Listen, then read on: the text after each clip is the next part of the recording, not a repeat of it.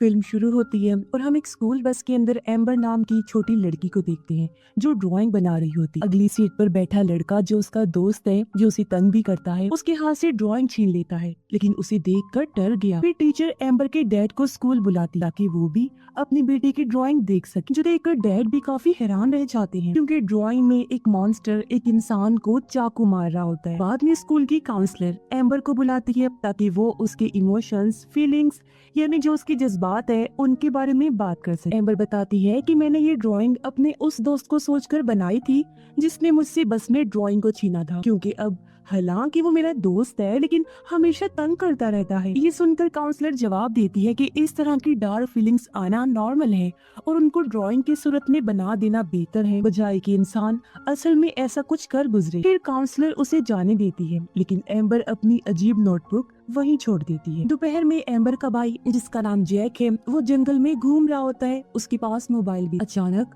वो लड़खड़ा कर नीचे गिर गया जिससे उसका फोन तालाब में गिर जाता है। जैक किसी तरह उठकर मोबाइल निकाल लेता है लेकिन स्क्रीन टूट चुकी। वो वापस जाने का फैसला करता है लेकिन कुछ ही लम्हों बाद देखता है कि मोबाइल बिल्कुल ठीक हो चुका है, जो देख वो काफी हैरान रह गया। फिर शाम को ये फैमिली मिलकर पिज्जा एंजॉय कर रही थी, जिस बीच हम जान पाते हैं कि उनकी मॉम की मौत हो गई। अब जैक अपनी बहन एम्बर को तंग करता है जिस वजह से वो जैक की प्लेट को तोड़ देती है। इससे जैक को गुस्सा आया और वो उठकर वहाँ से चला जाता है। फिर रात को एम्बर अपनी नई नोटबुक में बहुत ही दिलचस्पी से ड्राइंग बना रही। अगली सुबह जब वो बस में बैठती है तो उसे याद आया कि नोटबुक तो कमरे में रह गई है। वो अपने डैड को बुलाकर कहती है, पापा कि मेरी नोटबुक कमरे में रह गई है तो जरा लेकर आ जाइए, लेकिन वो कहते हैं कि आज छोड़ दो बेटा, कल ले लेना। तब एम्बर मान गई लेकिन उनसे वादा करती है कि वो नोटबुक को देखेंगे नहीं। घर के अंदर डैड देख लेते हैं कि एम्बर ने अपनी नोटबुक में क्या बनाया। तभी यहाँ उसकी बहन यानी एम्बर की आंट आ गई और उसकी अचानक आने की वजह से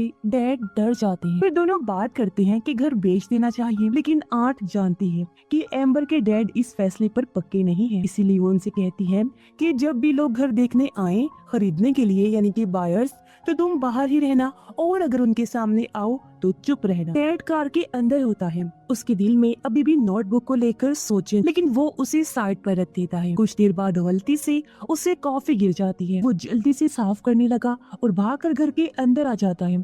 उसे परेशान देखकर उसकी बहन काफी हैरान रह गई। डैड को वहाँ अपनी मरी हुई वाइफ की चीजों में से एक ड्रायर मिल जाता है, यानी चीजें सुखाने वाला। डैड उन चीजों को देखते हुए अपनी वाइफ की राख और हड्डियों तक पहुंच जाते हैं, जिसे इंसान के मरने के बाद खास बर्तन में रखा जाता है। फिर जब वो नोटबुक ड्रायर से सुखा रहे होते हैं तो गलती से वो नीचे गिर जाती है और इस दफा उसकी सारी ड्राइंग स्केचेस वो देख लेते हैं। एम्बर घर वापस आती है। स्कूल में फिर से मसला खड़ा करके उसने अपने हाथों पर ड्राइंग टेंटिकल्स बनाए हुए थे। डैड उसे सख्ती से ऑर्डर देते हैं कि तुम अपना सारा ड्राइंग का सामान किसी को दे दो। एम्बर समझ जाती है कि डैड ने मेरी सारी ड्राइंग्स और स्केचेस को देख लिया है, इसलिए गुस्से में वो कलर्स फेंक देती है और खुद को कमरे में बंद कर ली। इसी दरमियान जैक डस्टबिन से टूटा हुआ प्लेट ढूंढकर जंगल की तरफ चला जाता है। डैड फिर एम्बर को देखने कमरे में जाते हैं जहाँ उसने अजीब कीड़े मकोड़े दीवार पर ड्रॉ किए हुए थे जो उसका सामान चुराते हैं, जैसे मोबाइल फोन, कॉफी मग और फिर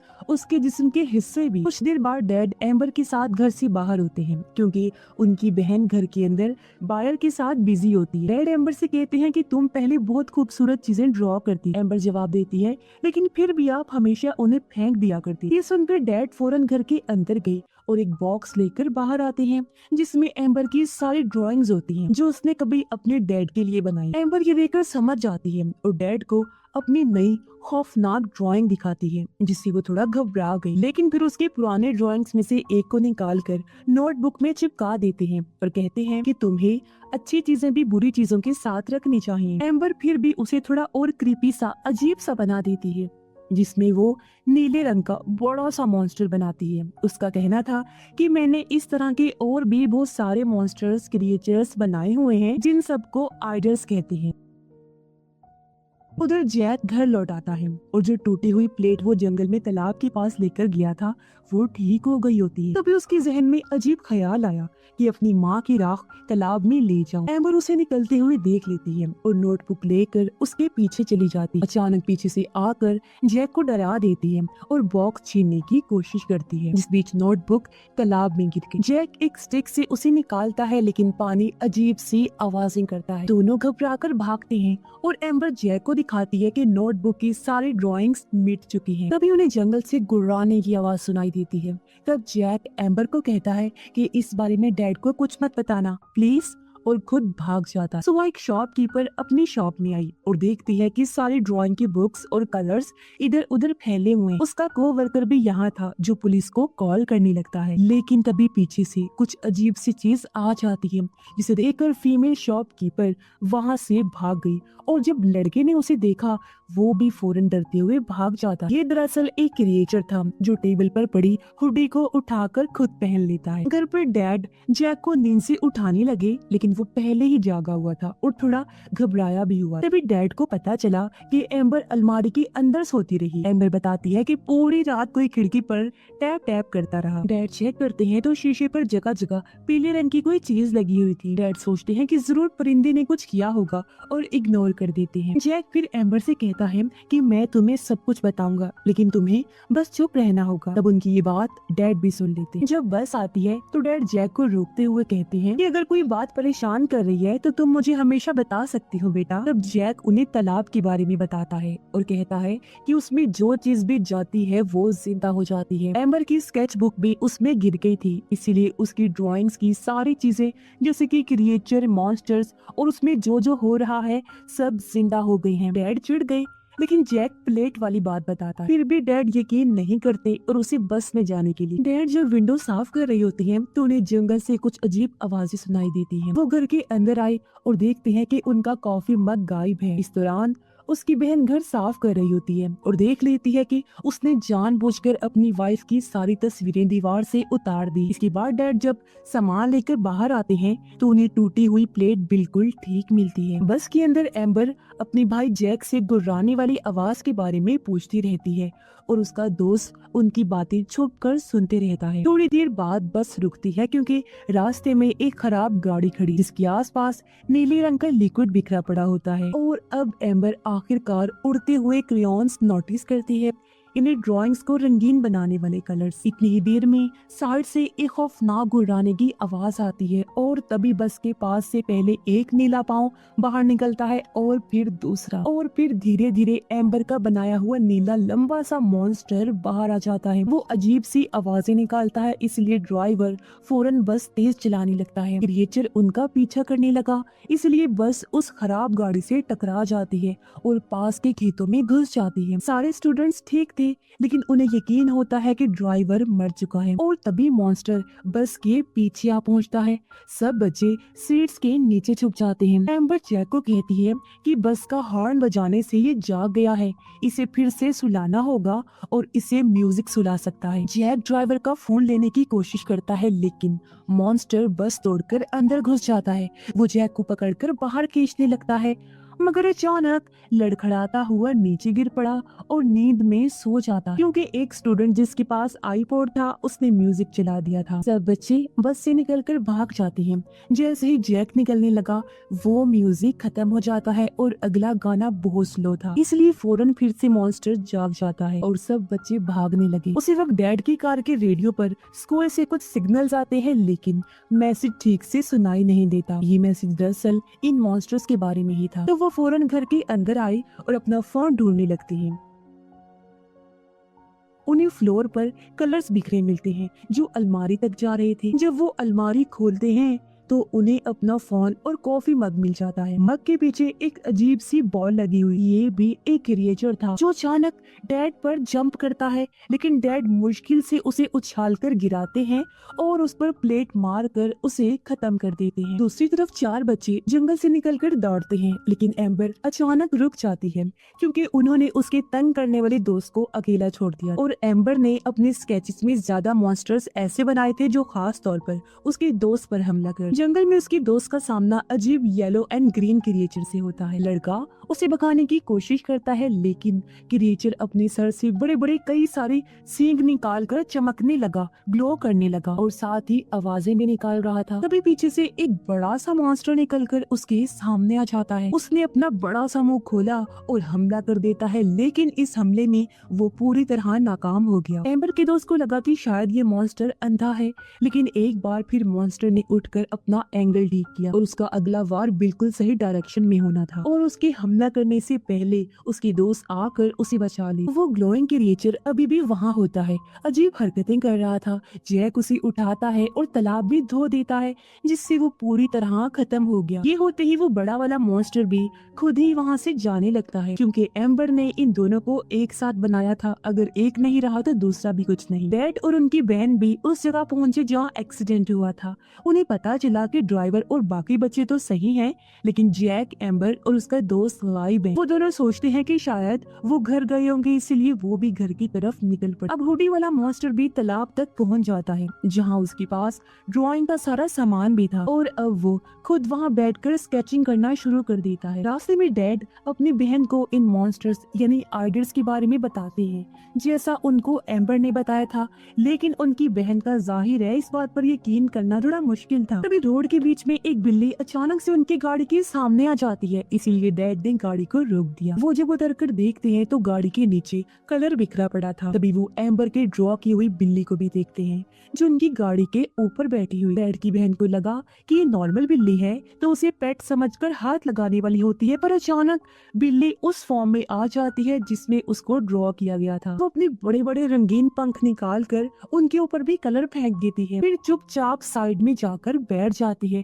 अचानक गाड़ी को जोर से दूर फेंक देती है और फिर जंगल में चली जाती है। बच्चे कलर्स निकालकर फैसला करते हैं कि मॉन्स्टर्स के खिलाफ लड़ने के लिए एक हथियार ड्रॉ करना होगा। वो फिर अजीब सा हथियार ड्रॉ करते हैं। उधर दोनों बहन भाई जब घर वापस आ रही थी तो रास्ते में उनकी बहस होने लगती है। एम्बर की आंट उससे कहती है कि तुम कैसे उनकी माँ की यादों को मिटाने की कोशिश कर रही हो। यही वजह थी कि एम्बर ऐसे क्रिएचर्स ड्रॉ करने लगी। इसी दौरान उनकी नजर एक बहुत बड़े परिंदे पर पड़ती है जो वाल पोस्ट पर बैठा होता है। दोनों काफी घबरा गए, फौरन घर की तरफ भागने लगते हैं। एम्बर का दोस्त उससे पूछता है कि तुम मुझे मारना क्यों चाहती थी, वो भी इतना ज्यादा। तब एम्बर उसे वो टाइम याद दिलाती है जब उसने एम्बर को परेशान। इस दौरान जैक ने हथियार दोबारा रीड्रॉ कर लिया होता है और ये तीनों मॉन्स्टर से लड़ने के लिए जरूरी चीजें इकट्ठा करते हैं। लेकिन निकलने से पहले एम्बर कहती है कि मुझे वॉशरूम जाना है, और तब उसका दोस्त भी साथ चला गया क्योंकि उसे भी जाना। एम्बर अपने रूम के वॉशरूम में चली गई। उसने दरवाजे को लॉक कर दिया था।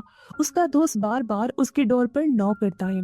तब जैक उसे कहता है कि दूसरे कमरे में चले जाओ। जैसे ही वो दूसरे कमरे में जाता है तो पूरा रूम आइडल से भरा होता है, जो स्पाइडर्स की तरह के क्रिएचर्स थे और दीवारों पर रेंग रहे होते हैं। इसलिए वो चुपचाप डोर बंद कर देता है, लेकिन जैक देख लेता है कि कुछ आइडल्स उसकी बॉडी पर चिपक गए हैं। जैक फौरन दौड़कर आया, उसे दीवार और फ्लोर से टकराता है ताकि आइडल्स को खत्म कर सके। एम्बर जैसे ही बाहर आती है तो एक आइडल छत से अंदर आ जाता है। वो पीछे होती है और सीधा उस कमरे में गिर जाती है जो आइडल से भरा हुआ था। सब क्रिएचर्स फौरन बाहर निकल आते हैं। जैक एक वाटर गन उठाता है, लेकिन एम्बर का दोस्त बाहर भाग गया था।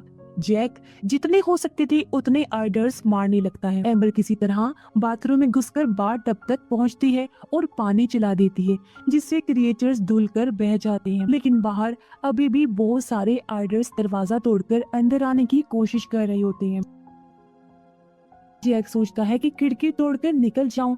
तभी एम्बर का दोस्त वापस आता है और पानी वाली टैप से उन्हें एक एक करके मारने लगता है। तीनों बाहर निकलकर आई और आइडल्स को एक एक करके खत्म करते हैं और एक कोने में बैठकर सुकून की सांस लेते हैं। उधर डैड और उनकी बहन घर के अंदर आते हैं। हर जगह लाल रंग फैला हुआ था, लेकिन बच्चे तब तक जंगल की तरफ निकल चुके होते हैं। अचानक एम्बर गिर जाती है और रोना शुरू कर देती है, जबकि जैक बार बार उसे उठने को कहता है।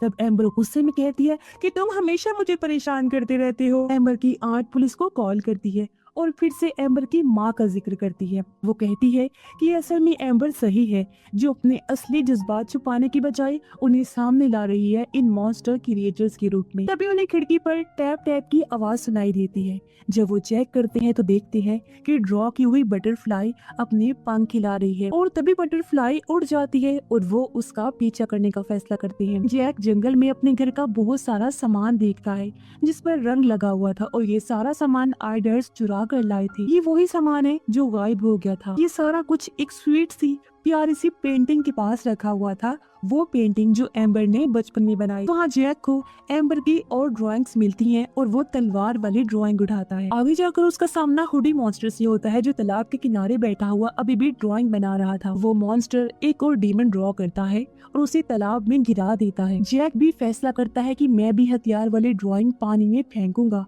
लेकिन क्रिएचर सामने आ जाता है, इसलिए जैक स्केच गिरा देता है। हुडी वाला मॉन्स्टर उस पेज को पकड़कर फाड़ देता है। इसी दौरान एम्बर का दोस्त अपना खुद का बनाया हुआ फ्लेम थ्रोअर जो आग निकालता है वो दिखाता है।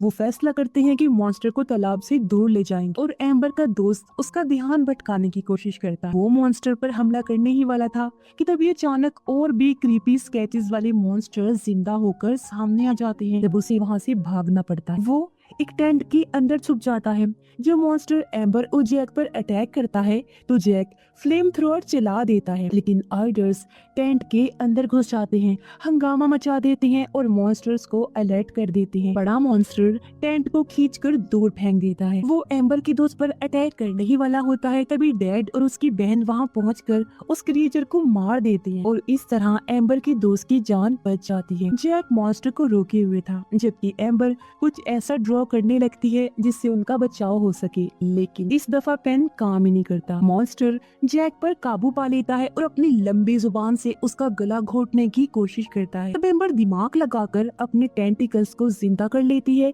और मॉन्स्टर से कुछ देर तक लड़ती रहती है, लेकिन मॉन्स्टर किसी तरह उससे भी पकड़ लेता है। तभी जैक अपनी तलवार को जिंदा कर लेता है और एक ही वार में मॉन्स्टर को काट के खत्म कर देता है, लेकिन वो हुडी मॉन्स्टर अभी भी जिंदा होता है और दोबारा उन पर अटैक कर देता है। और तब एम्बर का दोस्त अपना ग्लोइंग हथियार चलाकर मॉन्स्टर को उड़ा देता है। डैड भी वहाँ पहुँच गई। वो एक दूसरे की तरफ भागते हैं, लेकिन अचानक एक ड्रैगन एम्बर पर हमला कर देता है। तब एम्बर अपने टेंटिकल्स का यूज करके ड्रैगन के टुकड़े टुकड़े कर देती है। वो अपने डैड के गले से लग जाती है और तभी उसकी सारी अच्छी ड्राइंग्स तालाब के अंदर जा गिरती। अंदर जाते ही वो हिलने लगी और जिंदा हो जाती है। अब टाउन के सारे लोग अच्छी चीजों को आसमान में उड़ते हुए देखते हैं। जैक तालाब के सामने खड़ा होता है, अपनी माँ की राख तालाब में गिराने का फैसला करता है। डैड उसे रोकते हुए कहते हैं कि अपनी माँ को खोने का दुख तुम इतने टाइम से झेल रहे हो। सच तो ये है, गम को महसूस करना और बर्दाश्त करना बहुत जरूरी है,